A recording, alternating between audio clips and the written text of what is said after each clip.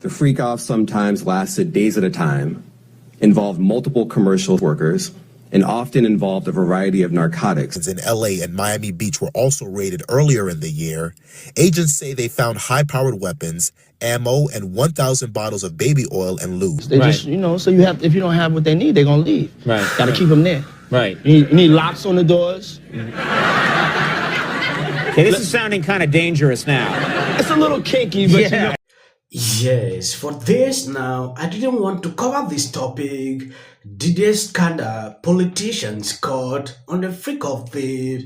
Diddy ex Bodyguard claims the rapper kept tapes of politicians at his notorious freak off, which could expose high-profile figures in a corruption scandal. Diddy faces charges of ex trafficking with accusations of linking him to power music moguls who allegedly made him a monster. According to Daily Mail, he's a public figure, very high profile. Yes, that's a big enough name.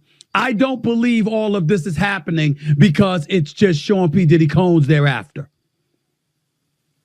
I believe thereafter others as well. They're not just coming for Diddy, Pat. Okay, this is, you guys heard it, feds and Homeland Security, okay? You're calling yourself and you're saying, oh man, it's just you and Diddy and an imaginative conversation that you're having.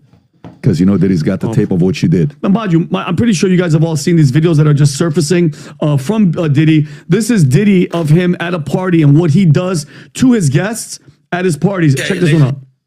Look what he does. Look at him, Adam. Is this during the sun? The sun is out. Ladies and gentlemen, for all those in London that don't know what happens to the white man when he comes to a P. Diddy party, this is what happens to the white man. Look, that guy is just so unfortunate. And that's James from Simeon Mobile Disco. He's putting people on blast. DJs aren't supposed to pass out, but when they come to one of my parties, this is what happens to them. Oh my goodness! So imagine those politicians, the athletes. LeBron's partied there many times. Oh, he's hung out with Barack Obama and everybody. Exactly. A federal judge is now refusing to grant Sean Diddy Combs bail. Instead, he's going straight to jail. He's currently locked up in the same federal jail that once housed R. Kelly during his trial. Combs appeared in court Tuesday and pleaded not guilty to all of the charges. However, the judge denied his bail, which means this week may very well be his last as a free man. Yes, according to this tweet, Diddy is refusing to aid because he is scared that they can poison him. I got up the other day, I saw, oh, he's now being watched because they are scared he can commit this. A lot of people just speculated that what happened to Ed should not happen to this guy. I understand they will always protect the powerful, like you saw at the beginning of the video, which I said, a lot of politicians are panicking. Hollywood is panicking. Many people will go down talking about things. I don't know if that will ever be released. They will use that throughout to blackmail people, especially some celebrities. This is yesterday, 50 Cent. Here I am keeping good company with the Drew Barrymore TV show.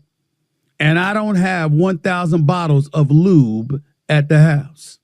50 Cent was referencing the over 1,000 bottles of baby oil and personal lubricants for the freak-offs that the indictment revealed were allegedly found during the raid of Diddy's homes in Los Angeles and Miami. The indictment also revealed that officials discovered 1,000 bottles of lubricant and baby oil, as well as 3 AR-15s when Combs' mansions in Miami and Los Angeles were raided in March. As you guys can imagine, the bottles were allegedly used for the freak-offs, during which Diddy allegedly kicked, threw objects at, and dragged victims at times by the hair. He would even go so far as allegedly threatening victims' careers and livelihoods if they refused to participate in the so-called Freak. Tuesday, Lies sent a company memo announcing his resignation as chairman and CEO of Warner Music's 300 Elektra Entertainment chairman, passing the torch to seasoned vets Brianna Bass, Selim Bob, and Greg Nadell. Lies has been with Warner since 2004, which formerly housed Diddy's Bad Boy Records, And more importantly, he's been vocal defending the mounds of allegations against Diddy. Now, according to TMZ's interview with Lies back in April, he never knew the Diddy who got plastered in the media after all the allegations made in numerous lawsuits. And so that's why the music exec stuck by him. And now Lies is leaving, and sources very close to the situation, they're telling us his exit could directly be tied to a massive shakeup happening at Warner. The move follows the impending departures of Max Lusada, the company's longtime head of recorded music, and Atlantic Recording Group chairman Julie Greenwald. It's like that. These things happen in this business. It's out there in the hip hop world. I mean, I've come along a lot of cases where I've had rappers involved with drugs and guns and things like that. So I'm not surprised by that.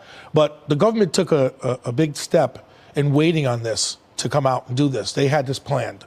Believe it or not, this is planned. I think even tonight, Diddy's girlfriend, Young Mommy, was caught distributing drugs. So she's been labeled as indicated in the federal report as supplying drugs. They count and paying people off. So this is only the start of this investigation. Your search warrant, now this comes out. Now there's going to be other things that's going to come out. Why do you think the feds waited this long? Because this has been going on, according to these complaints, for a long time. What triggered this? Did he cross someone? Yeah, talking about politicians, this guy did a little fact check on Kamala. According to the tweet, fact check, Kamala Harris' connection to Diddy under scrutiny. After Diddy's indictment on air trafficking charges, social media users unearthed 2020 tweet from Kamala thanking him for hosting a town hall. Thank you, Diddy, for hosting this town hall last night.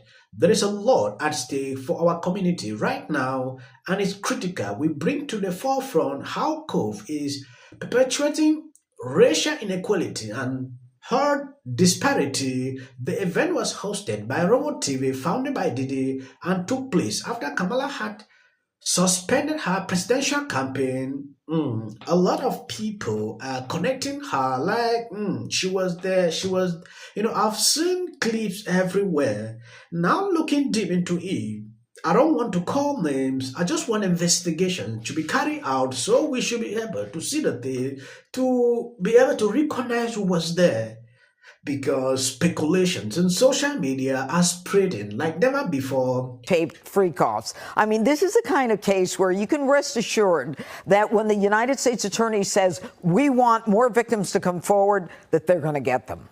Think about him, the comparison with him and Epstein, right? Here's a story. Meet Sean Diddy Combs' manipulator-in-chief, who was once compared to Ghislaine Maxwell. Well, they called him the Black Epstein. Let me read this to you. Please. Find that picture. Christina Karam, chief of staff at Combs Enterprises and described as Diddy as his right hand, is alleged to be the manipulator-in-chief in federal investigation. As close source claims she knows everything about Combs' trafficking activities, although she's not been arrested or charged. The federal indictment accuses Combs of using high-ranking supervisors to facilitate and cover up the abuse, with Karam allegedly organizing freak-offs involving curs and raids on Diddy's mansion, seized narcotics with over 1,000 bottles.